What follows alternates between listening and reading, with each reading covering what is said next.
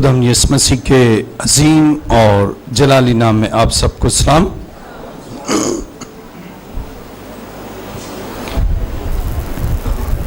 जिनके पास कलाम मुकद्दस है मेरे साथ बाइबल मुकद्दस को खोलिए। खुरूज 34वां बाब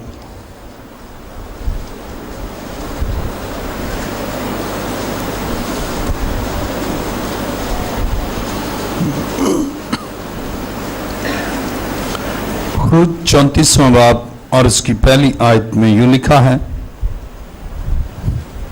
फिर खुदाम ने मूसा से कहा, पहली लोहों की मानद पत्थर की 2 लोहें अपने लिए तराश लेना और मैं उन लोहों पर वही बातें लिख दूंगा जो पहली लोहों पर जिनको तूने तोड़ डाला मरकूम थी, और सुबह तक तैयार हो जाना और सवेरे ही कोहे सीना पर आकर वहां पहाड़ की चोटी पर मेरे सामने हाजिर होना, पर तेरे साथ कोई और आदमी ना आए और न पहाड़ पर कहीं कोई दूसरा शख्स दिखाई दे। भेड़ बकरियां और गाय बैल भी पहाड़ के सामने चरने ना पाए। और मूसा ने पहली लोहों की मानद पत्थर की 2 लोहें तराशी और सुबह सवेरे उठकर पत्थर की दोनों लोहें हाथ में लिए हुए खुदाम के हुक्म के मुताबिक कोहे सीना पर चढ़ गया। तब खुदाम अबर में होकर उतरा और उसके साथ वहां खड़े होकर खुदाम के नाम का ऐलान किया, और खुदाम उसके आगे से ये पुकारता हुआ गुजरा, खुदाम खुदाम खुदाए रहीम और मेहरबान, कहर करने में धीमा और शफकत और वफा में गनी, हजारों पर फसल करने वाला, गुनाह और तकसीर और खता का बख्शने वाला, लेकिन वो मुजरिम को हरगिज बरी नहीं करेगा, बल्कि बाप दादा के गुनाह की सजा उनके बेटों और पोतों को 3री और 4थी पुश्त तक देता है। तब मूसा ने जल्दी से सर झुकाकर सजदा किया और कहा, ए खुदाम, अगर मुझ पर तेरे करम की नजर है तो ए खुदामन, मैं तेरी मिन्नत करता हूं कि हमारे बीच में होकर चल।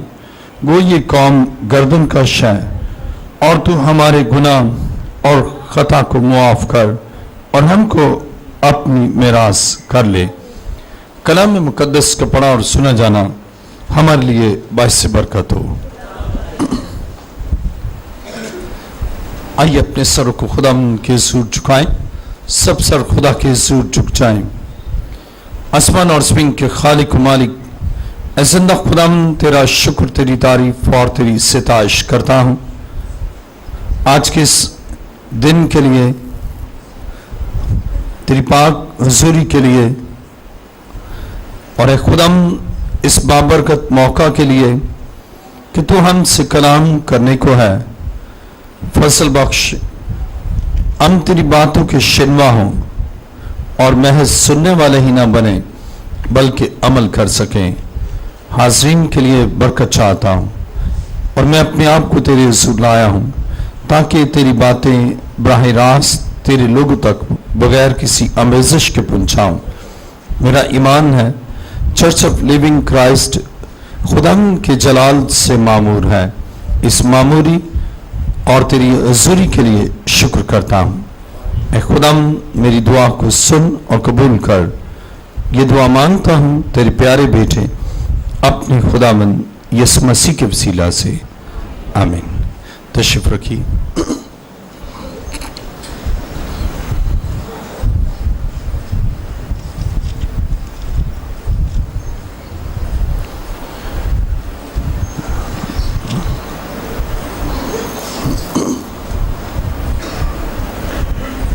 कलाम मुकद्दस में मेरे साथ देखिए, खुरूज 34वां बाब और उसकी 6ठी आयत। और खुदम उसके आगे से ये पुकारता हुआ गुजरा, खुदम खुदम खुदाई रहीम और मेहरबान, कहर करने में धीमा और शफकत और वफा में गनी, हजारों पर फसल करने वाला, गुनाह और तकसीर और खता का बख्शने वाला। लेकिन वो मुजरिम को हरगिज बरी नहीं करेगा, बल्कि बाप दादा के गुनाह की सजा उनके बेटों और पोतों को तीसरी और चौथी पुश्त तक देता है। कलाम मुकद्दस का पढ़ा और सुना जाना हमारे लिए बाइस बरकत हो। आज का मजमून है ईमानदारों की जिंदगी में खुदा का फसल। आज का मजमून है ईमानदारों की जिंदगी में खुदा का फसल। बाइबल मुकद्दस बयान करती है कि इंसान गुनाह के सबब से, नाराजगी और हुक्म अदूली के सबब से खुदा से जुदा हो गया और गुनाह और बरगश्ती में वो बढ़ता ही गया और सजा और मौत का हकदार था। लेकिन बाइबल ये बयान करती है खुदा पुरफजल है और अपने फसल से अपने लोगों को बचाता है। जैसे कि हमने पढ़ा कि वो दो लोहें मूसा से टूट गईं और खुदा ने फिर फसल किया कि बनी नौ इंसान को अहकाम दे, और ये उसका फसल है और वो अपने फसल से हमें बचाता है। और कलाम मुकद्दस में जब इंसान गुनाह को तर्क करता है और अपने गुनाह का इकरार करता है तो खुदा अपने फसल से उसे मुआफ करता है। लेकिन अगर कोई शख्स गुनाह का इकरार नहीं करता और खुदा से मुआफी नहीं चाहता तो वो मुजरिम है और उसका जुर्म और गुनाह जारी रहता है। लेकिन खुदा पुरफजल है और वो फजल करना चाहता है और उसने इंसान को जो कि गुनाह और नाराजगी में जिंदगी गुजारता था उसके लिए अपने फसल से बख्शिश की राह निकाली। तो फसल क्या है? फसल अनडिजर्व फेवर है जो खुदा लोगों के लिए करता है, और यही खुदा का फसल है कि वो बचाता अपने फसल से है। और कलाम मुकद्दस में देखिए मेरे साथ, खुरूज 34वां बाब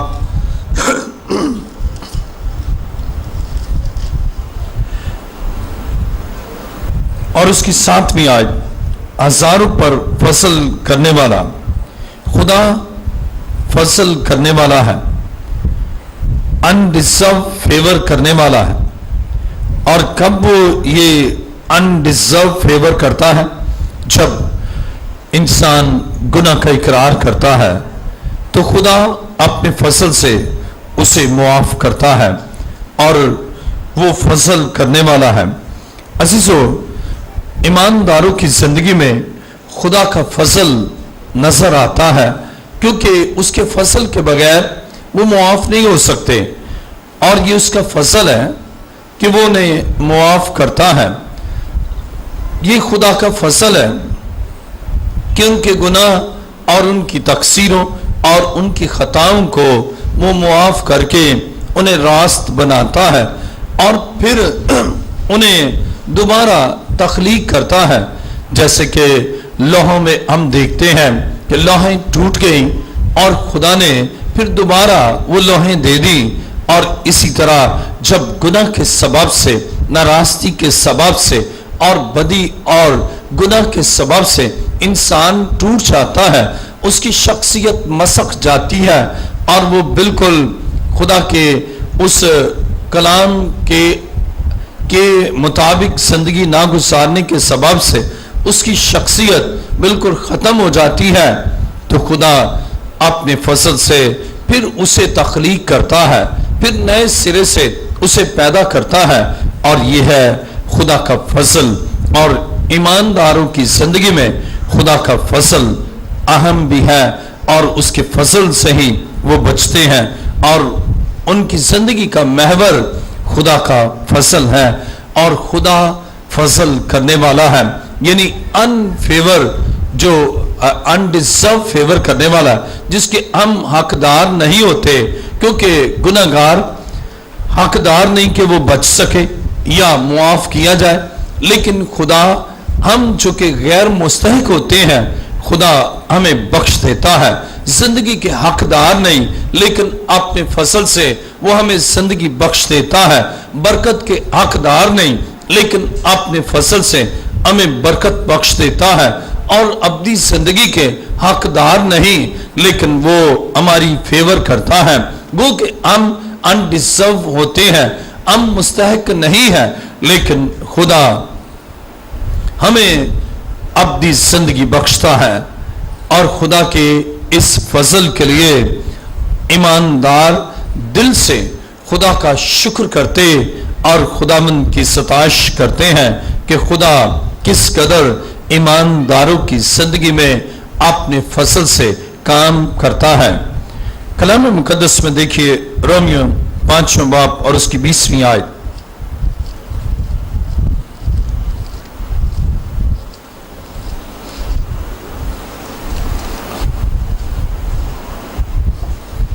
रोमियो 5वां बाब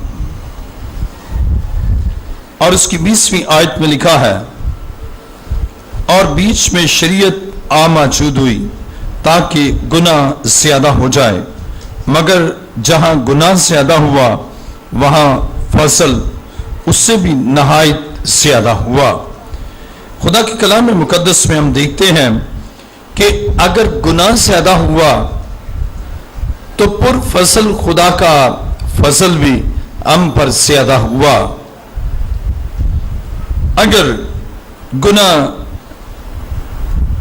शरीयत की मुखालफत है, शरीयत की नफी है, और जब शरीयत आई, अहकाम आए, इंसान ने हुक्म शिकने की और उस हुक्म शिकने से अब गुनाह ज्यादा हुए। लेकिन बाइबल ये बयान करती है अगर गुनाह ज्यादा हुए तो फजल उससे भी ज्यादा हुआ। यानी खुदा जो रहीम है, गफूर है, पुरफजल है और फसल करने वाला है, उसने हम पर बे इंतहा फसल किया, ला इंतहा फसल किया और कसरत से हमारे गुनाहों को मुआफ फरमाया। अगर गुनाह ज्यादा थे तो फसल उससे भी ज्यादा, और उसने हमें अपने फसल से बचाया। और खुदा के फसल के बगैर ना कोई ईमानदार बच सकता है और ना कोई बचने की राह है और ना बचने की कोई गुंजाइश है। लेकिन बाइबल ये बयान करती है खुदा ने हमारे लिए राह को मुतय्यन किया, हमारे लिए रास्ता उस्तवार किया और वो अपने फसल से हमें जिंदगी और अब्दी जिंदगी बख्शता है। और बाइबल बयान करती है अगर शरीयत से गुनाह ज्यादा हुए, क्योंकि शरीयत को तोड़ा, हुक्म अदूली की और हुक्म शिकने की, और इस तरह इंसानी जिंदगी में गुनाह ज्यादा हुए, लेकिन बाइबल बयान करती है कि दूसरी तरफ खुदा का फसल भी हम पर बहुत ज्यादा हुआ। और उसके फसल से, क्योंकि बाइबल बयान करती है, खुरूज की किताब में अभी हमने पढ़ा कि खुदा फसल करने वाला है और फसल करने वाला खुदा अपनी कुदरत से हमारे गुनाह को मुआफ करता है। कब?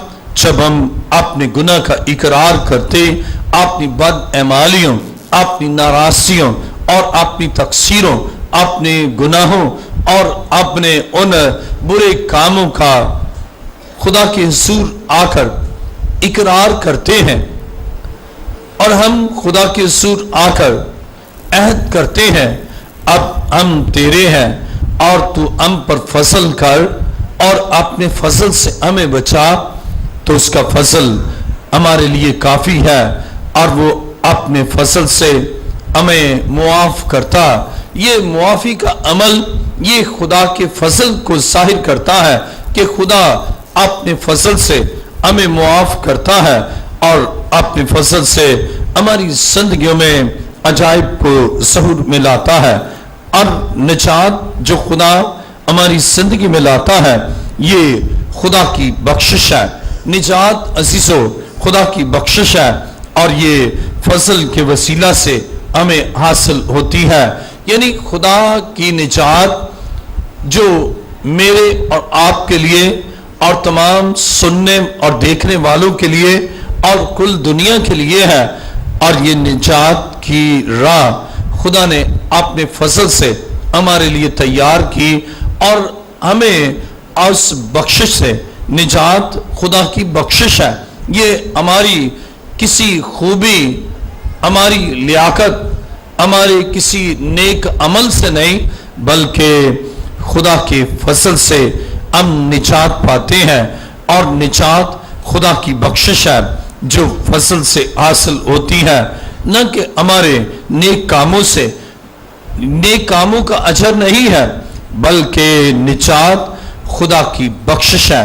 ये गिफ्ट ऑफ गॉड है और खुदा हमें ये बख्शिश उस वक्त जारी करता है जब हम अपने गुनाह का इकरार करते हैं और जब हम मसीह के कफारे पर ईमान लाते हैं और हम ईमान रखते हैं कि मसीह मेरी खातर मसलूब हुआ और मसीह ने मेरी खातर कफारा दिया, मेरी खातर बलिदान हुआ, उसके सर पर कांटों का ताज पहनाया गया और उसके हाथों और उसके पांव में कील ठोंके गए, उसकी पसली में नेजा मारा गया और उसने ये सारा दुख मेरी खातर बर्दाश्त किया और मुझे बचाने के लिए उसने मुझ पर फसल किया है।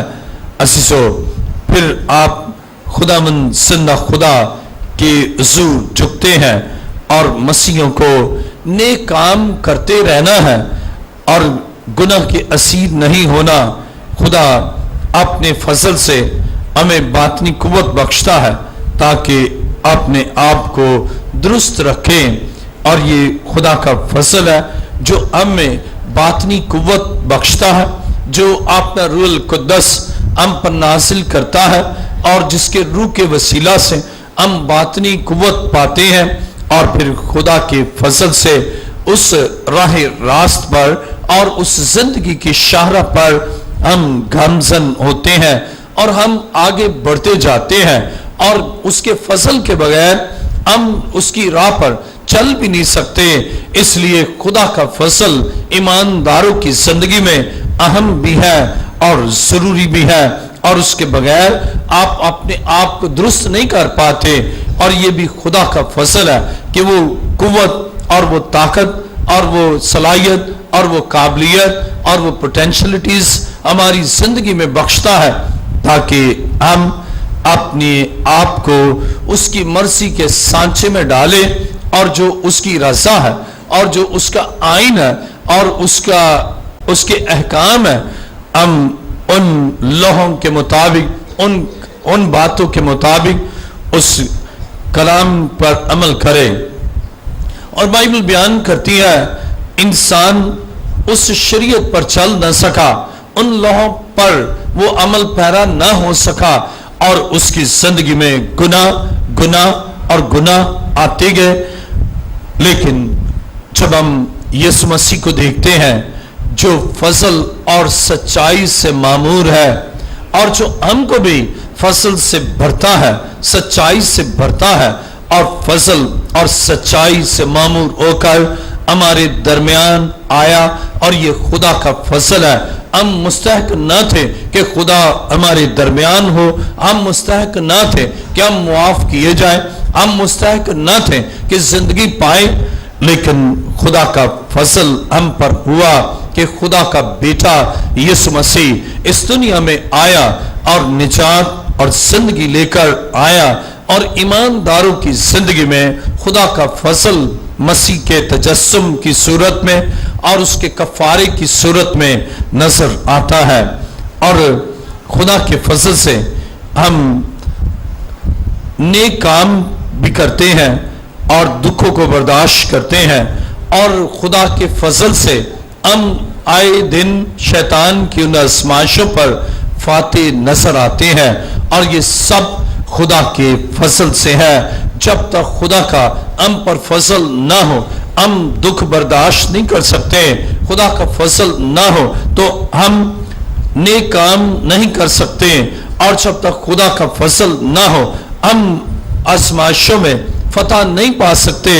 और ये खुदा का फसल है जो ईमानदारों की जिंदगी में उन्हें मोटिवेट करता है, उन्हें तहरीक देता है और उन्हें कुव्वत बख्शता है, ताकि वो रोजमर्रा जिंदगी की इन आजमाइशों और दुखों में साबित कदम भी रहें और खुदा के साथ साथ चल सके।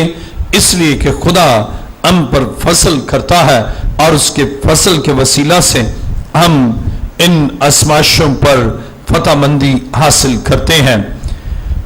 रोमियो 6 बाब और उसकी 14वीं आयत को पढ़ेंगे। कलाम मुकद्दस में रोमियो 6 बाब और उसकी 14वीं आयत में लिखा है, इसलिए कि गुनाह का तुम पर इख्तियार न होगा, क्योंकि तुम शरीयत के मातहत नहीं बल्कि फसल के मातहत हो। बस क्या हुआ, क्या हम इसलिए गुनाह करें कि शरीयत के मातहत नहीं बल्कि फसल के मातहत हैं? हरगिज नहीं। खुदा के कलाम मुकद्दस में यीशु मसीह के कफारे के बाद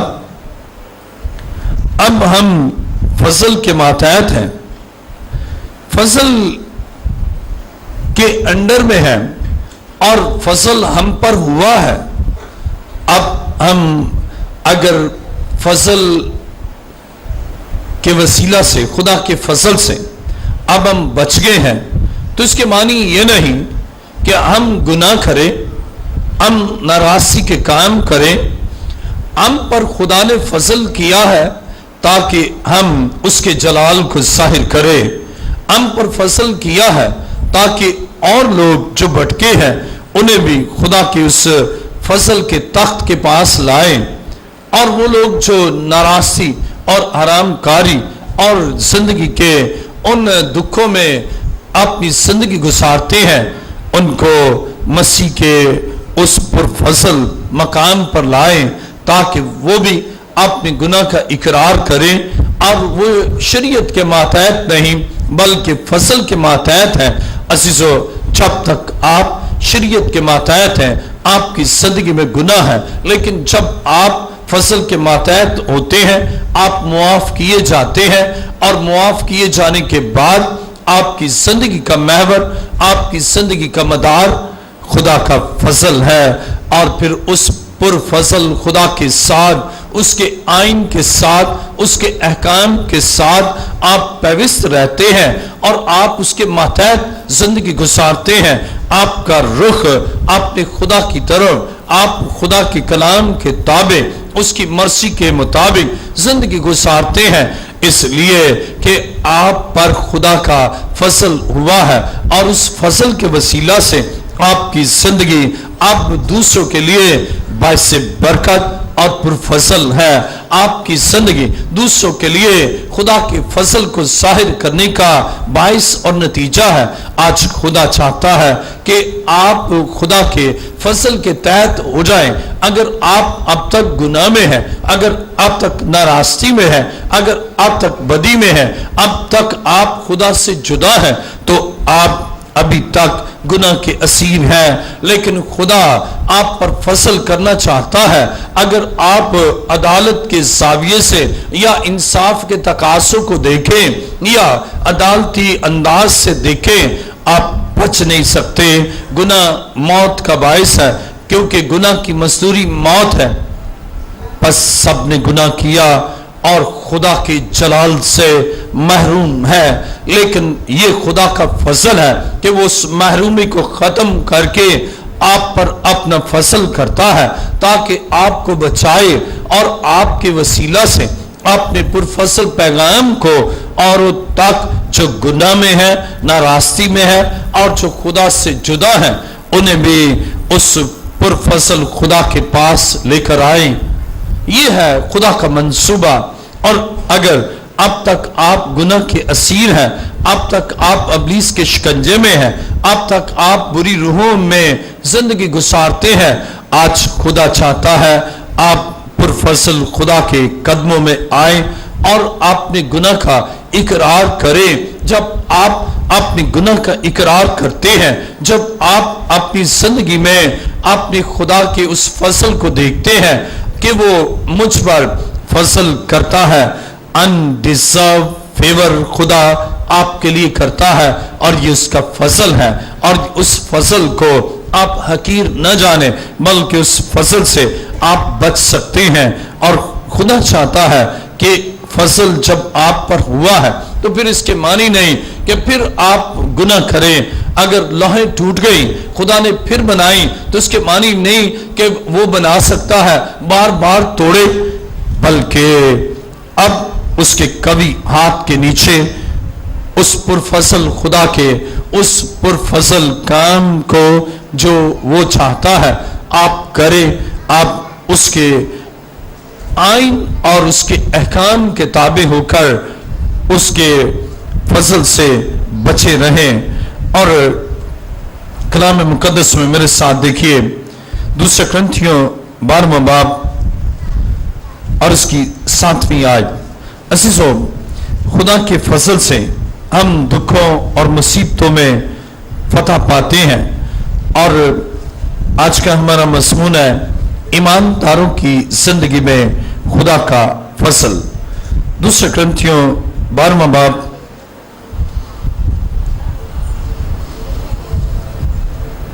और उसकी 7वीं आयत को पढ़ूंगा।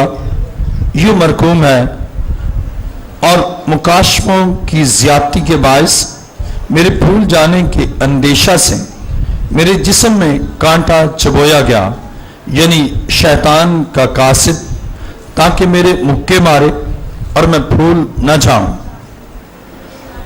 इसके बारे में मैंने 3 बार खुदावंद से इल्तमास किया कि ये मुझसे दूर हो जाए, मगर उसने मुझसे कहा कि मेरा फसल तेरे लिए काफी है, क्योंकि मेरी कुदरत कमजोरी में पूरी होती है।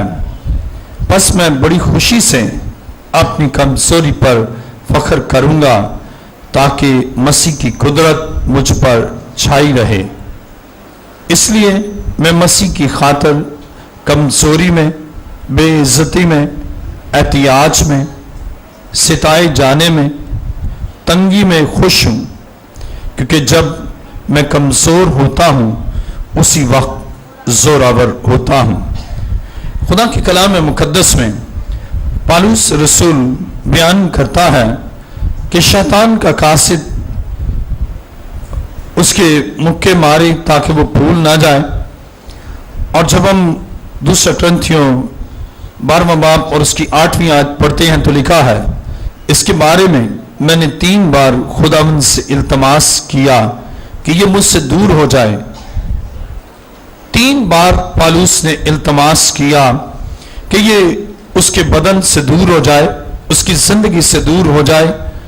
और 9वीं आयत में लिखा है, मगर उससे मुझसे कहा कि मेरा फसल तेरे लिए काफी है, क्योंकि मेरी कुदरत कमजोरी में पूरी होती है। बस मैं बड़ी खुशी से अपनी कमजोरी पर फख्र करूंगा, ताकि मसीह की कुदरत मुझ पर छाई रहे। बाइबल बयान करती है कि पौलुस को खुदा ने जवाब दिया कि मेरा फसल तेरे लिए काफी है।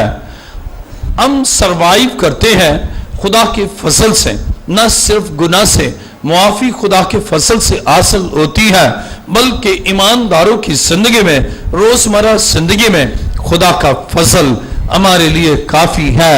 और उन मसाइल, उन चैलेंजेस और उन दुखों और उन प्रॉब्लम्स में हम फतह पाते हैं, इसलिए कि खुदा का फसल हमारे लिए काफी है।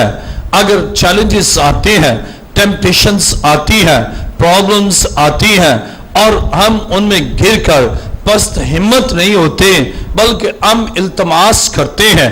और पौलुस ने 3 बार इल्तमास किया और उसे जो रेस्पॉन्स मिला, उसे जवाब मिला कि मेरा फसल तेरे लिए काफी है।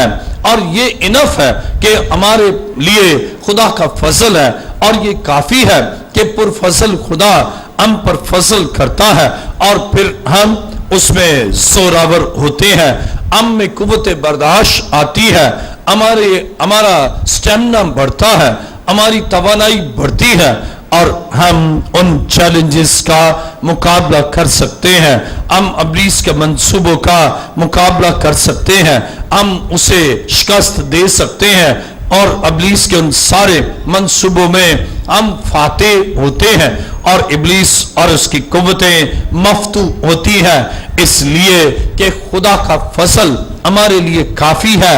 और वो जो खुदा के फसल से ला इल्म है, अगर वो आजाद होते हैं फिर वो गुलाम हो जाते हैं, अब वो छूटते हैं फिर दोबारा असीर हो जाते हैं।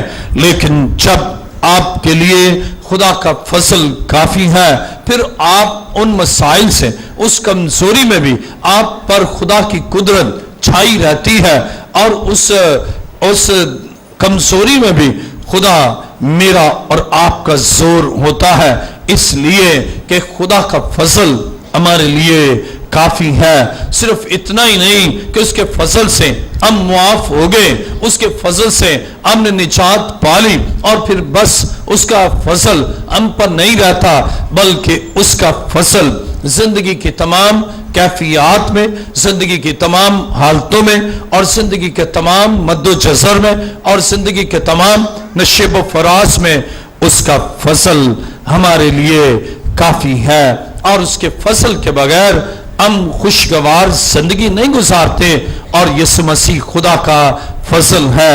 उसने कहा, मैं दुनिया के आखिर तक हमेशा तुम्हारे साथ हूं, और उस फजल और सच्चाई से हम जिंदगी के नशेब फराज में सुरखरू होते हैं, और फतह पाते हैं, जफरयाब होते हैं, तवानाई हासिल करते हैं, इसलिए कि खुदा की कुदरत हम पर छाई रहती है, और खुदा का फसल हमारी जिंदगी में काम करता है।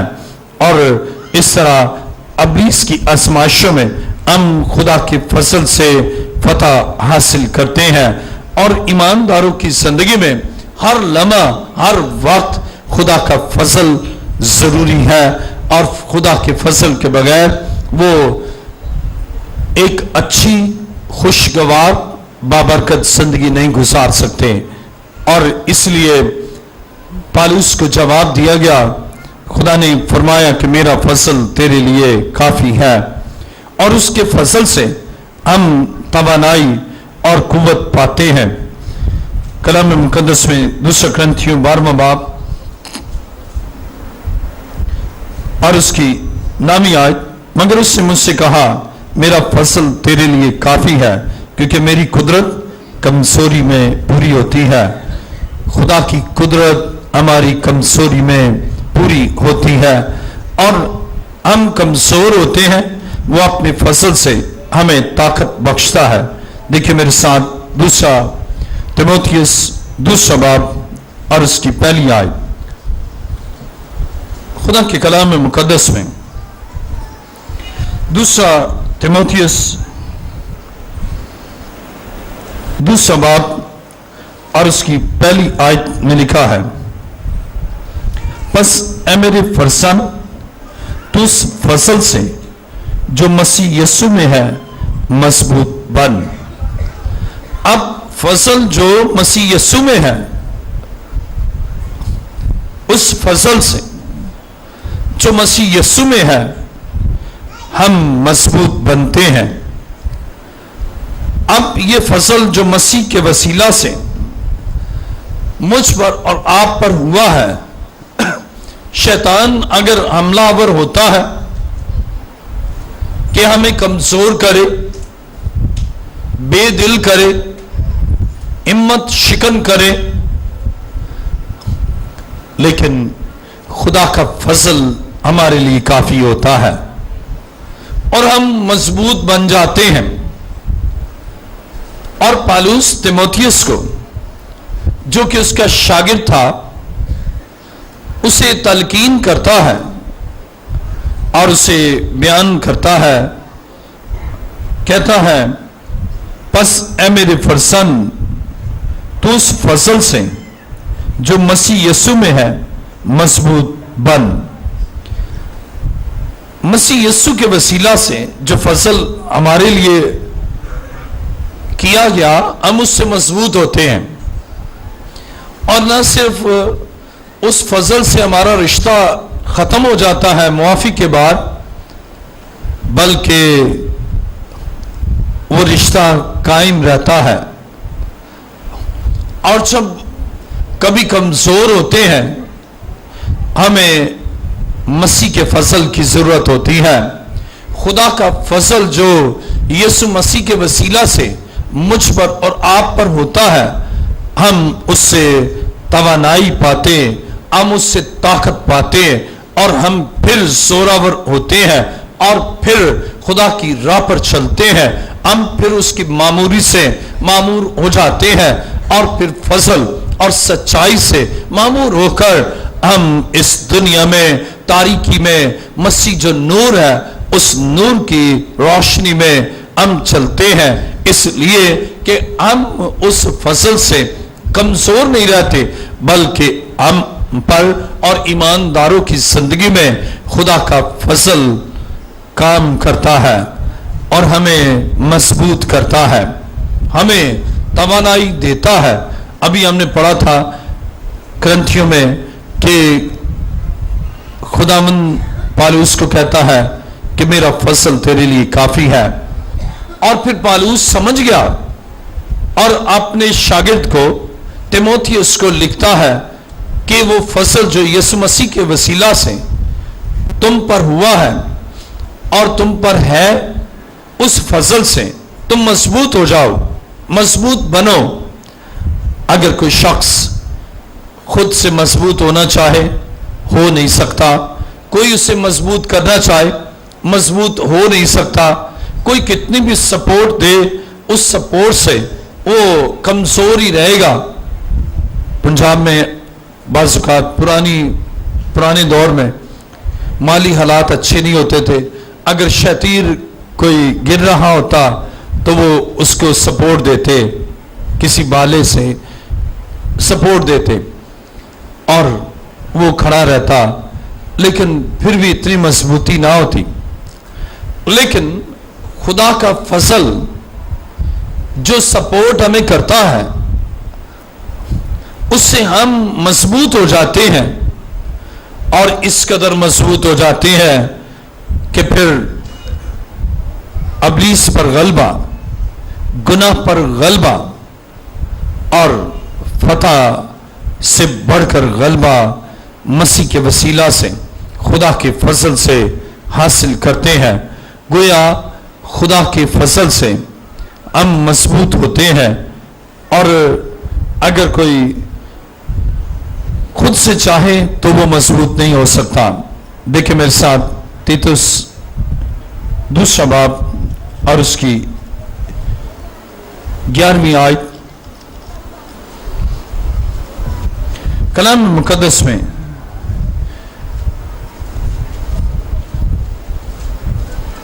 देखिए, तीतुस दूसरा बाब और उसकी जब हम 11वीं आयत को पढ़ते हैं तो कलाम मुकद्दस में लिखा है, क्योंकि खुदा का वो फसल जाहिर हुआ है जो सब आदमियों की निजात का बाइस है और हमें तरबियत देता है ताकि बेदीनी और दुनियावी ख्वाहिशों का इनकार करके इस मौजूदा जहान में परहेजगारी और रास्तबाजी और दीनदारी के साथ जिंदगी गुजारे और उस मुबारक उम्मीद यानी अपने बुजुर्ग खुदा और मुनज्जी यीशु मसीह के जलाल के जाहिर होने के मुंतज़िर रहे, जिसने अपने आप को हमारे वास्ते दे दिया ताकि फिदिया होकर हमें हर तरह की बेदीनी से छुड़ा ले और पाक करके अपनी खास मिल्कियत के लिए एक ऐसी उम्मत बनाए जो नेक कामों में सरगर्म हो। कलाम मुकद्दस में हमने पढ़ा कि खुदा का फजल किस मकसद के लिए जाहिर हुआ। तीतुस दूसरा बाब उसकी 11वीं आयत, क्योंकि खुदा का वो फजल जाहिर हुआ है जो सब आदमियों की निजात का बायस है। खुदा का फजल इसलिए जाहिर हुआ कि सब आदमियों को निजात मिले, तमाम नौहे इंसान निजात पा सकें। और ये खुदा के फजल से नौहे इंसान पर खुदा का फजल हुआ, बनी नौ इंसान पर खुदा का फजल हुआ, और उस फजल से इंसान निजात पाते हैं। और इसके साथ ही कलाम मुकद्दस में तीतुस दूसरा बाब और उसकी 12वीं आयत में लिखा है, और हमें तरबियत देता है। खुदा का फजल हमारी निजात का बायस भी है और हमें तरबियत देता है। तरबियत के मानी ट्रेन करना है, हमें ट्रेनिंग देता है, हमें तरबियत देता है, हमें सिखाता है कि हम इस दुनिया में कैसे जिंदगी गुजारे। और ये खुदा का फजल है। और मसीह इस दुनिया में उससे सिखाया और उससे तालीम दी कि कैसे हम जिंदगी गुजारे। शरीयत के मुताबिक बदला था, लेकिन मसीह ने मुआफी की रूह से लोगों को मोटिवेट किया, तरबियत दी कि कैसे अगर खुदा बदला लेता हम बच नहीं सकते थे, लेकिन खुदा ने हमें मुआफ किया। अब खुदा का फजल हमें तरबियत देता है, हम अपनी रोजमर्रा जिंदगी में कैसे जिंदगी गुजारे, हम उस पुरफजल खुदा के उस पुरफजल मिजाज को समझ पाए। और ये तरबियत से है, बगैर तरबियत के आप पुरफजल खुदा की कुर्बत में रह नहीं सकते, और आप उस तरबियत से इस दुनिया में और इस मुआशरे में और इस समाज में अच्छी जिंदगी नहीं गुजार सकते। इसलिए खुदा का फजल हमारी निजात का बायस भी है, और इसके साथ ही ईमानदारों की जिंदगी में खुदा का फजल तरबियत का बायस है। वो हमें सिखाता है, खुदा अपने फजल से हमें तरबियत देता है ताकि हम एक खुशगवार, बाबरकत और अच्छी जिंदगी इस दुनिया में गुजार सकें। और बाइबल मुकद्दस बयान करती है, तीतुस दूसरा बाब और उसकी 12वीं आयत, और हमें तरबियत देता है ताकि बेदीनी और दुनवी ख्वाहिशों का इनकार करके इस मौजूदा जहान में परहेजगारी और रास्तबाजी और दीनदारी के साथ जिंदगी गुजारें। अब खुदा का फजल हमें तरबियत देता है कि हम बेदीनी में भी खुदा के साथ वाबस्ता रहें। बाइबल बयान करती है, नूह के दौर में लोग बेदीन थे, लेकिन नूह खुदा की नजर में रास्तबाज था। बेदीनी तो है, लोग अपने दीन से हटे हैं और शहरे हयात से हटे हुए हैं, लेकिन हम उनकी तकलीद न करें, हम उनके से अंदाज अख्तियार न करें, बल्कि हम खुदा के फजल से खुदा की राह पर, खुदा के आइन पर, खुदा के अहकाम पर, खुदा की मर्जी पर चले। और इस बेदीनी में हम अपने दीन को थामे रहें, और इस बेदीनी के बावजूद खुदा का फजल हमें तरबियत देता है, हम इस बेदीनी में भी दीनदार रहें। और जैसा कि बाइबल बयान करती है, दानियल वो सब उस बुत की पूजा करते हैं, लेकिन उससे पूजा न की, बेदीनी है, लेकिन वो खुदा के साथ कायम रहा। और ऐसा ही खुदा हम पर फजल करता है, और दानियल पर खुदा ने फजल किया, और वो खुराक जो शाही खुराक और जो नामुनासिब खुराक थी, लेकिन दानियल ने उसे लेने से इनकार किया, उससे कहा मैंने इस खुराक को नहीं लेना, और ये खुदा का उस पर फजल था।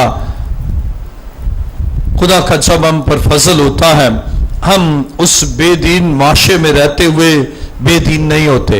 वरना आमतौर पर जब खुदा का फजल ना हो तो अक्सर कहा जाता है कि बुरी सोबत अच्छी आदतों को बिगाड़ देती है।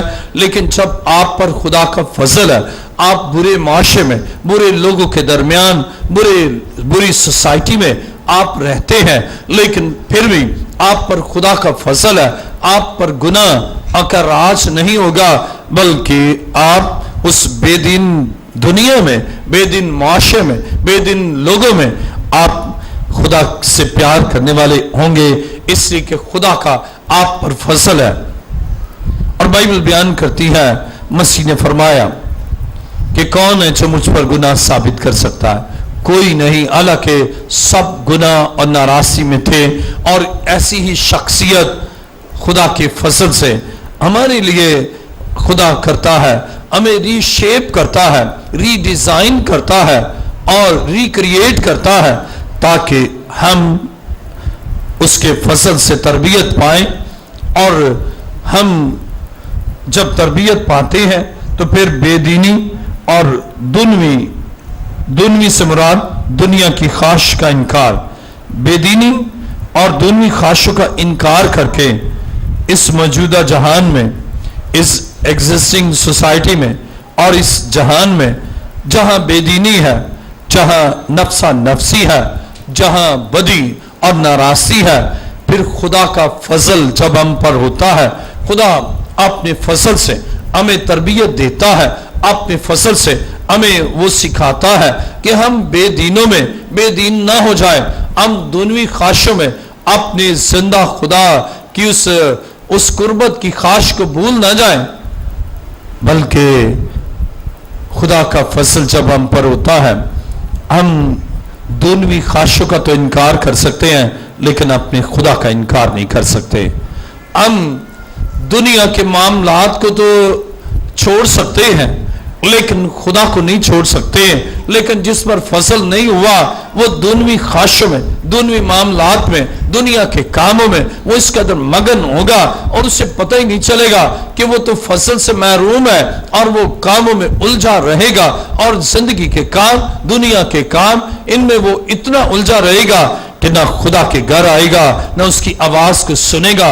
लेकिन जब उस पर खुदा का फजल होता है, वो सारे दुनवी कामों को छोड़कर और तमाम जिस्मानी ख्वाहिशों को छोड़कर वो जिंदा खुदा के कदमों में आता और उसकी आवाज सुनता, उसका कलाम सुनता और उसके कलाम पर अमल करता है, इसलिए कि फजल से उसे तरबियत पाई है। लेकिन अगर ईमानदार की जिंदगी में खुदा का फजल ना हो तो वो बेतरबियत होता है, वो दुनिया की ख्वाहिशों में उलझकर और दुनिया मामलात में खोकर खुदा से जुदा और गुनाह का सीर होकर जिंदगी गुजारता है। लेकिन कितना खुदा का हम पर फजल है कि खुदा हमें सिखाता है, हमें तरबियत देता है कि हम दुनियावी मामलात में और जिस्मानी ख्वाहिशात में और इस जहान के हम शक्ल ना हो, बल्कि उसके फजल से हम खुदा के कामों में मसरूफ अमल रहें और खुदा के कलाम के ताबे हों। और लिखा है तीतुस दूसरा बाब और उसकी 12वीं आयत के आखिरी हिस्सा, परहेजगारी और रास्तबाजी और दीनदारी के साथ जिंदगी गुजारें। अब खुदा का फजल जब हमारी जिंदगी में होता है और खुदा का फजल हमारे लिए काफी है कि हम दीनदारी की जिंदगी उसी वक्त गुजारते हैं जब तरबियत याफ्ता होते हैं। और तरबियत कौन देता है? खुदा का फजल हमें तरबियत देता है। खुदा अपने फजल से हमें सिखाता है। हम अहल नहीं होते कि सीख सकें, उस क्राइटेरिया पर पूरे नहीं उतरते, लेकिन वो अपने फजल से हमें अपने तरबियत गाह में लेता है और हमें सिखाता है। और कितना उसका फजल है कि वो चूंकि खालिक कायनात है, अपने फजल से हमें सिखाता है और फिर हमें ऐसी तरबियत देता है। हम दुनिया में और दुनिया के मामलात में ही उलझे नहीं रहते, बल्कि उसके पाक और पुरफसल तख्त के पास आकर हम जिंदगी गुजारते हैं। और कलाम मुकद्दस में 13वीं आयत, तीतुस दूसरा बाब उसकी 13वीं आयत, और उस मुबारक उम्मीद यानी अपने बुजुर्ग खुदा और मुनज्जी यीशु मसीह के जलाल के जाहिर होने के मुंतज़िर रहे। और ये बात भी खुदा हमें अपने फजल से सिखाता है, हमारी आंखें मसीह को तकती रहे। और पालूस जो खुदा के फजल से समझ गया और वो कहता है कि ईमान के बानी और कामिल करने वाले यीशु को तकते रहें, और फिर ऐसा तके कि जब तक वो आ ना जाए हमारी नजरें उसकी तरफ रहें। वो फजल से तरबियत पा गया कि हमारी नजरें मसीह की तरफ रहें, हमारी निगाहें मसीह की तरफ मरकूज रहें, और हम उसके मुंतज़िर रहें कि वो आए और हम उसके साथ हमेशा रहें। वो आए और हमारी हमेशा उसके साथ रिफाकत रहे और हम उसके साथ पविस्त हों। खुदा के फजल से सब आदमियों के लिए निजात है, खुदा के फजल से सब आदमियों के लिए तरबियत है, और तरबियत यह है कि बेदीनी और दुनवी ख्वाहिशों का इनकार करें और क्या करना चाहिए, और वो है रास्तबाजी, दीनदारी और परहेजगारी के साथ इस दुनिया में जिंदगी गुजारें। खुदा के फसल के बगैर आप दीनदारी से जिंदगी नहीं गुजार सकते, खुदा के फसल के बगैर आप परहेजगारी की जिंदगी नहीं गुजार सकते, और खुदा के फसल के बगैर आप रास्तबाजी की जिंदगी हरगिज नहीं गुजार सकते। लेकिन जब आप पर खुदा का फजल होता है, और इसलिए आज हमारा मज़मून है ईमानदारों की जिंदगी में खुदा का फजल, जब ईमानदारों की जिंदगी में खुदा का फजल होता है तो वो तरबियत पाते हैं कि कैसे रास्तबाजी की जिंदगी गुजारे, कैसे दीनदारी की जिंदगी गुजारे, कैसे परहेजगारी की जिंदगी गुजारे, और फिर इस दुनिया में बाबरकत और फतहमंद जिंदगी गुजारते हैं। देखिए मेरे साथ रोमियो 12वां बाब उसकी 6ठी आयत।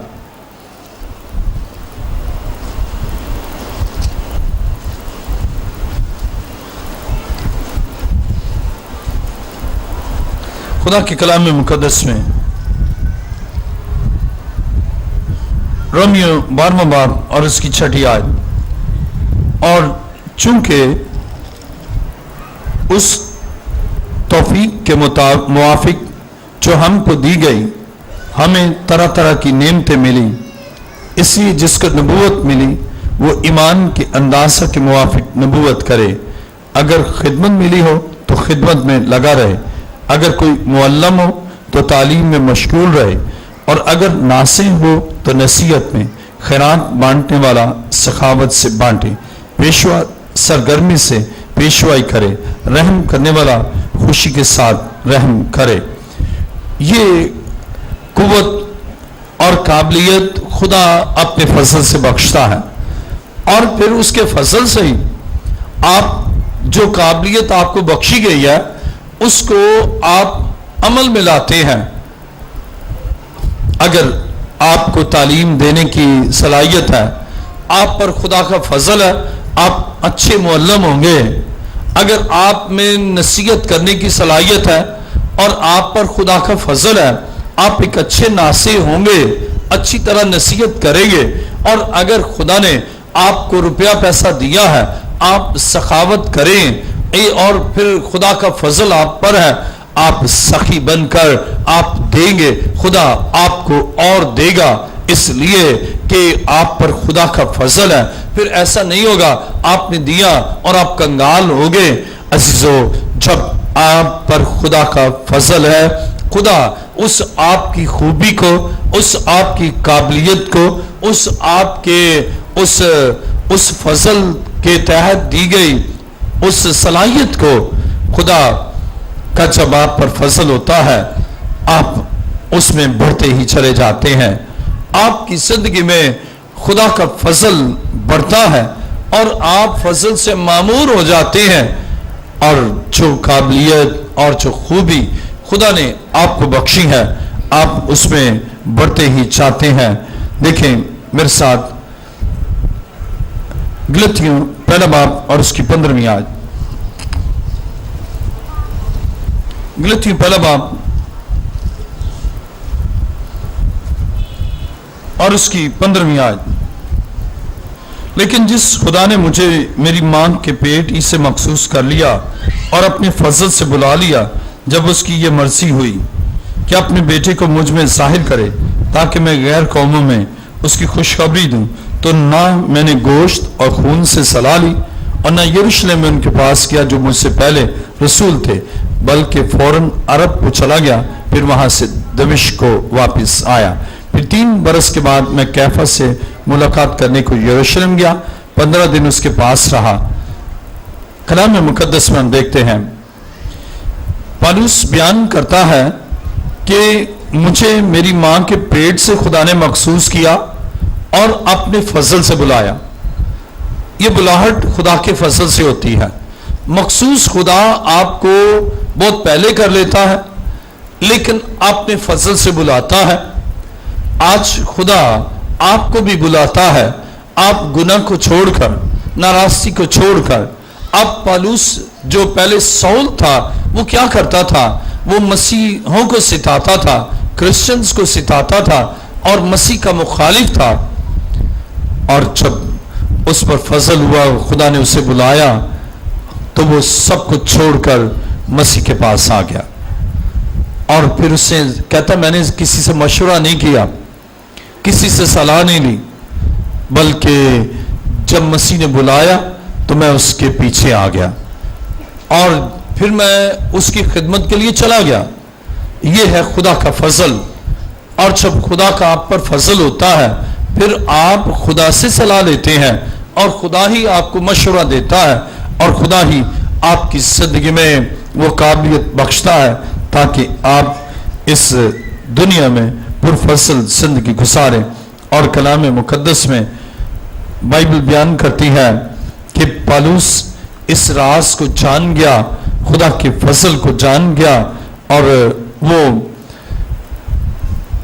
ये जानता है कि खुदा अपने फजल से हमारे लिए किस कदर कुदरत के साथ काम करता है। देखिए रोमियो 5वां बाब और उसकी 2री आयत। जिसके वसीला से ईमान के सबब से उस फजल तक हमारी रसाई भी हुई जिस पर कायम है और खुदा के जलाल की उम्मीद पर फख्र करे। ईमान के सबब से उस फजल तक रसाई होती है। आज का हमारा मजमून है ईमानदारों की जिंदगी में खुदा का फजल। ईमान के सबब से खुदा का फजल और फजल तक रसाई हासिल करते हैं और खुदा चाहता है कि आपकी जिंदगी में उसका जलाल और उसकी कुदरत छाई रहे और आप इस दुनिया में फतहमंद जिंदगी बसर करें। देखें कलाम मुकद्दस में 1 तीमुथियुस 1 बाब और उसकी 12वीं आयत। 1 तीमुथियुस 1 बाब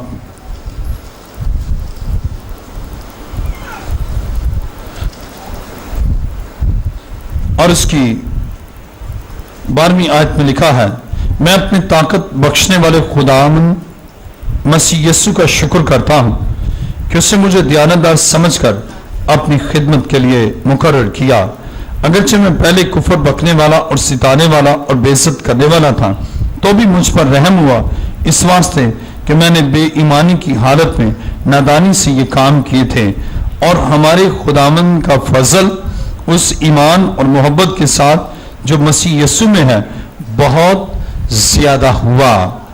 अब मसीह के वसीला से हम पर फजल बहुत ज्यादा हुआ है और इसलिए हम उस फजल से, उन गुनाहों से रहाई पाकर अब मसीह के लिए, जैसे पौलुस पर मसीह के लिए जिंदगी गुजारता है, हम मसीह के लिए जिंदगी गुजारें।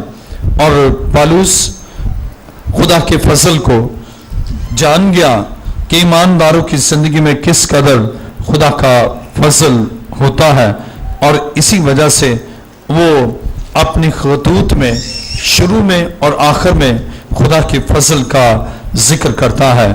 आइए मेरे साथ देखिए रोमियो पहला बाब और उसकी 7वीं आयत। रोमियो पहला बाब और उसकी 7वीं आयत में लिखा है, उन सब के नाम जो रोमा में खुदा के प्यारे हैं और मुकद्दस होने के लिए बुलाए गए हैं, हमारे बाप खुदा और खुदावंद यीशु मसीह की तरफ से तुम्हें फजल और इत्मीनान हासिल होता रहे।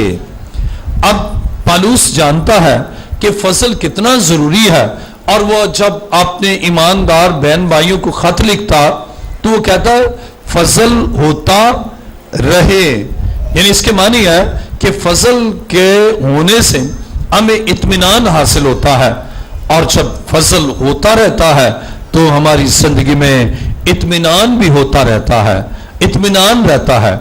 आइए आज अपनी जिंदगी में देखें कि खुदावंद का फजल मुझ पर है, और अगर नहीं है आज उसके पुरफजल तख्त के पास आए और उसकी बहती धारा के नीचे आए, जहां उसके फजल से आप निजात पाएंगे। और अगर आप निजात पा चुके हैं, आप खुदा की हुजूर से कि उसका फजल होता ही रहे, आइए उसके कदमों में झुक जाएं और वो अपने पांव पर खड़े हो जाएं, जो चाहते हैं कि खुदा का फजल मुझ पर होता ही रहे।